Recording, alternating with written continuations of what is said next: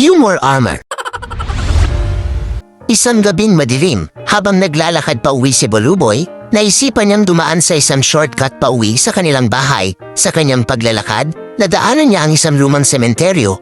Bigla siyang nakaramdam ng takot at napansin na natanggal ang sintas ng kanyang sapatos. Agad niyang itinali ang sintas ng kanyang sapatos at sa kanyang pagtayo, biglang lumitaw ang isang matandang babae na nakasuot ng itim na belo. Natigilan sa takot si Boluboy. Lumapit ang matanda na may bitbit na lumang libro at mahinang nagsalita. Bilhin mo na ang librong ito, 2,000 piso lang. Dahil sa takot at gusto na makauwi ni Boluboy, agad niyang binayaran ito at kinuha ang libro. Bago umalis ay nagbabala ang matanda, huwag mong bubuksan ang huling pahina kundi magsisisi ka. Pagkatapos sabihin yun, biglang naglaho sa dilim ang matanda. Lalong natakot si Boluboy sa kanyang nakita, kaya mabilis siyang tumakbo pa uwi. Pagdating sa bahay, hindi mapigilan ni Boluboy ang sarili. Kaya't dahan-dahan niyang binuklat ang huling pahina. Laking gulat niya sa kanyang nabasa, National Bookstore, 100 pesos.